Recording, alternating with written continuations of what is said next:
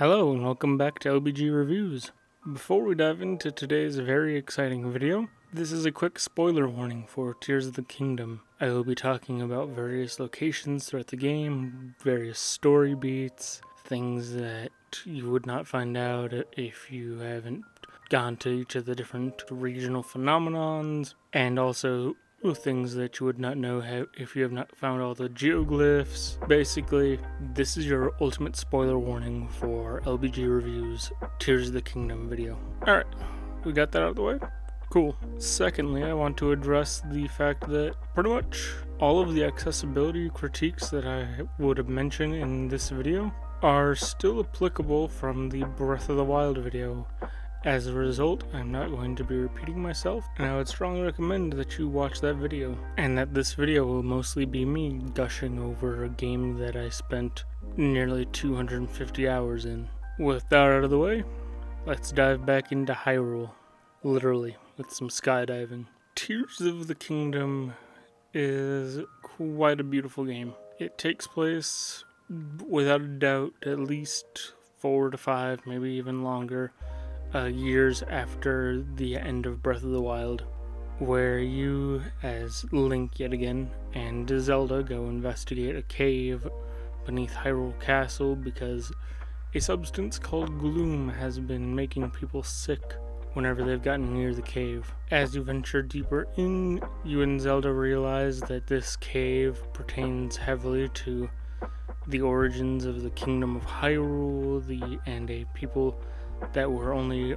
briefly hinted at in Breath of the Wild called the Zonai. As you dive deeper and deeper into this cave, you have to defend Zelda against some monsters, but after that you come across this really creepy and really intense scene of a glowing green hand stuck inside a mummified body that is pouring out this gloom substance. But before Zelda and Link can really go investigate fully what's going on, this mummified body sprays out a bunch of gloom towards Link and Zelda, more specifically Zelda, but Link blocks the gloom. But the Master Sword, Link's legendary sword that seals the darkness, that sword gets absolutely obliterated. And then the mummified body essentially reanimates and is like, is that the blade that seals the darkness? A blade that weak cannot possibly withstand my power. And then it does some crazy mumbo jumbo where gloom just goes spraying out, and then Zelda seemingly falls to her doom, and Link tries to reach for her, but she vanishes. And then this green hand that was stuck inside the mummified body grabs onto Link. And then you awake on this place called the Great Sky Island.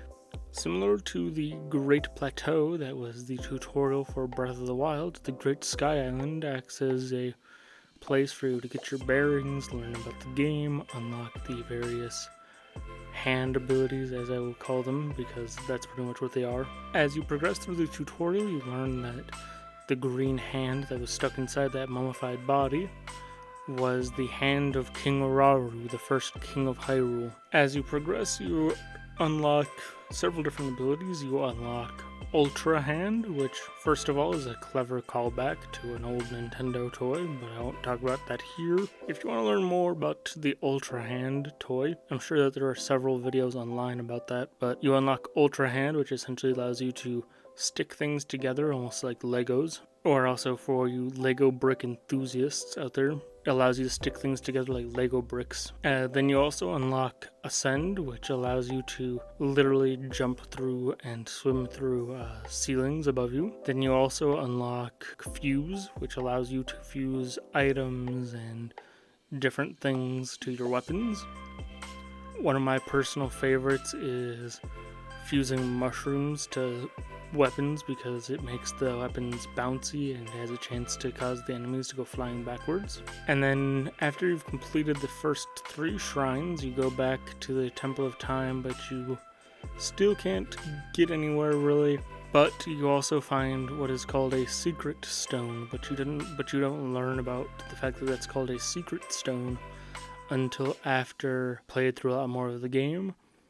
But with the secret stone, you also unlock the ability called Recall. Recall allows you to rewind objects in time. So, like, let's say I were to push a log off of a cliff. I could look down that cliff, use Recall, and I could make the log go back up to the cliff and back to where it started. So then you have to complete the 4th shrine about Recall, and then you get to open this big old door that you need 1 extra heart than what you already have in order to open. And once you open up that doorway, you have to go through this little parkour section where you have to use like ascend in order to navigate this area, and then you approach this orange glow and you have to put the master sword in there, and then you see Princess Zelda, and then you hear Zelda's voice elsewhere in Hyrule say that you need to find her.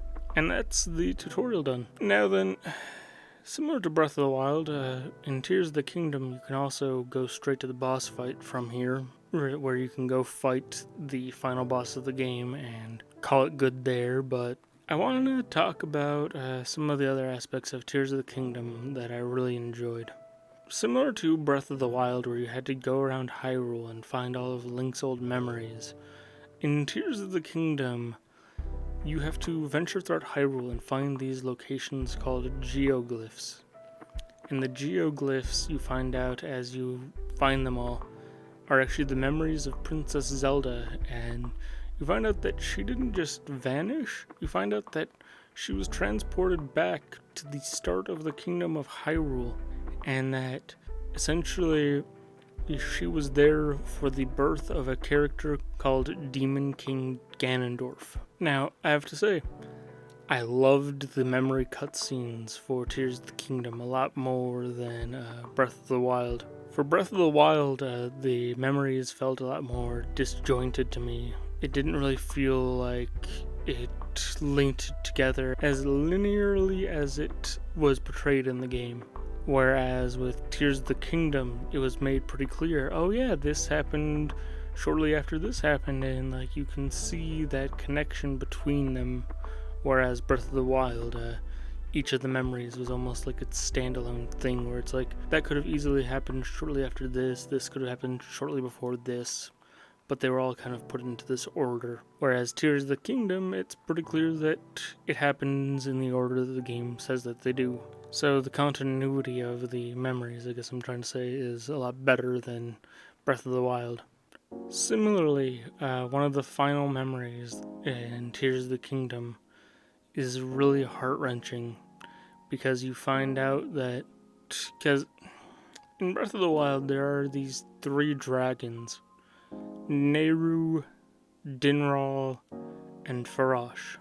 In Tears of the Kingdom there are 4 dragons, Dinral, Nehru, Farash, and the Light Dragon.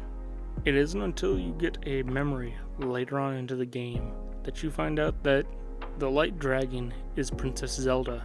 When I first found out about the Light Dragon being Princess Zelda, I had to stop for a moment and sit back in my seat, because that was such a beautiful moment. Because when I started playing Tears of the Kingdom, I went in as blind as a metaphorical bat.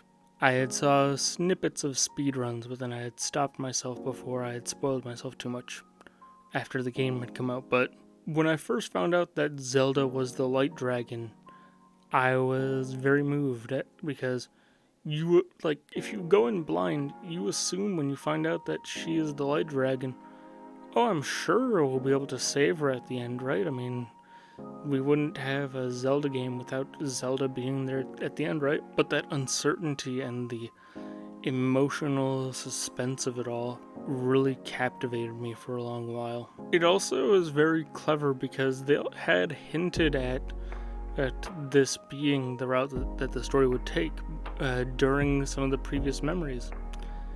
Because when Zelda arrives in the past, she sees King Rauru and Queen Sonia, and when she realizes that she is in the past, Rauru mentions that his sister, Minoru, may be able to help figure out how to get Zelda back to her time period. During the next memory after that, Minoru mentions how people could swallow a secret stone, or the teardrop-shaped stones that we see throughout the game. They could swallow these stones and turn into a dragon. Unsurprisingly, that process is called draconification. And then even in a memory just before we find out that Zelda did become the light dragon, it's made pretty clear that she ends up going through with it even before you see it happen, because basically, to summarize the story of the past and the backstory for the entire events of the game,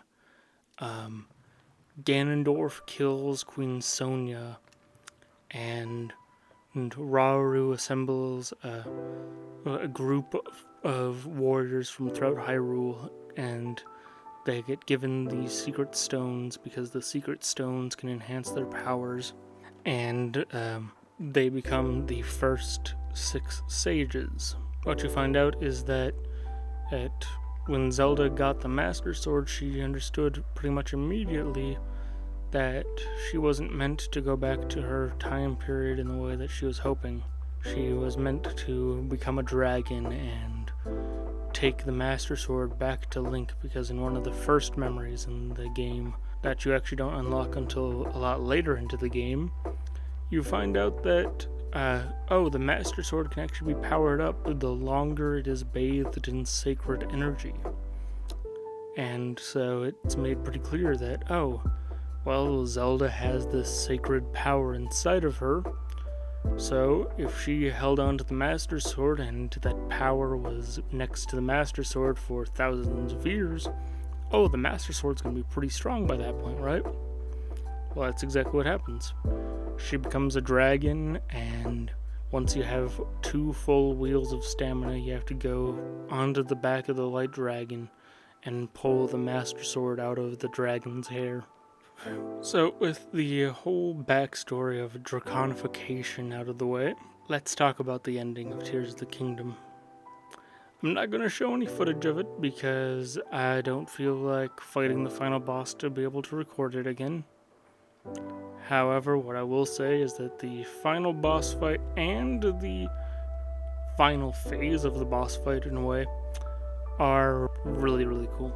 You fight Ganondorf after he de-mummifies himself, and it's really moving. Like, there's this whole sequence where the sages, because you have to reawaken the sages, like you have to turn Sidon into a sage, you have to turn your Nobo into a sage, etc.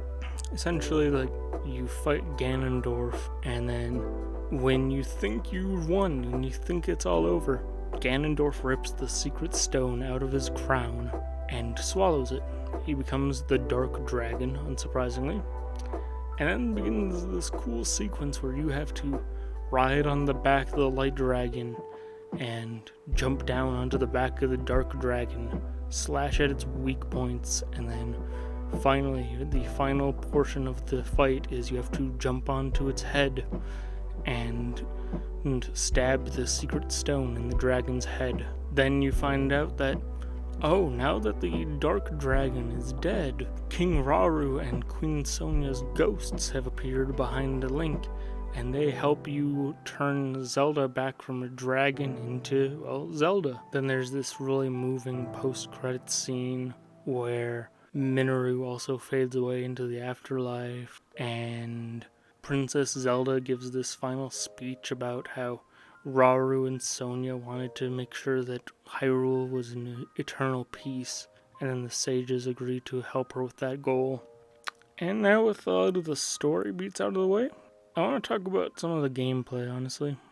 Ultra Hand is a really cool ability. It's a lot of fun trying to design unique contraptions and vehicles.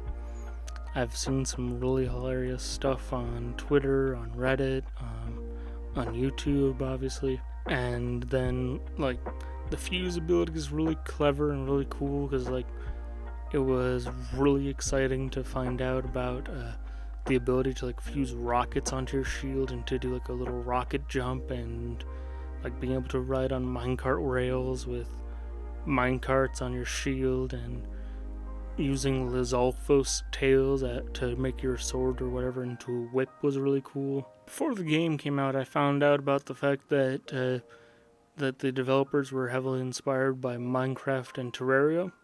And I have to say, when I first got Ultra Hand, I was stunned. I could feel that inspiration. I could feel my mind just expanding creatively, like, oh my gosh, what can I do with this? What can I do with that? How can I use this to break stuff? It was a really fun experience. I am really happy that Tears of the Kingdom was worth this wait, because it was quite the turmoil-filled wait to be, when I found out that the sequel was coming back in 2019. I mean, look at how much the world has changed since 2019. We've had a global pandemic, Canada's on fire, and just like a lot has changed since they announced that Breath of the Wild was getting a sequel, and it was really well and truly worth that wait, in my opinion. Well, with that out of the way, I hope you guys enjoyed. Sorry if this isn't like my usual format. I promise to get back into my usual format next week. It's just that I wanted to make a Tears of the Kingdom video as soon as I played Tears of the Kingdom for the first time, and so I just felt I needed to do this. But with all that out of the way, please be sure to like and subscribe. Turn on that notification bell, because I upload every Friday, typically around noon EST.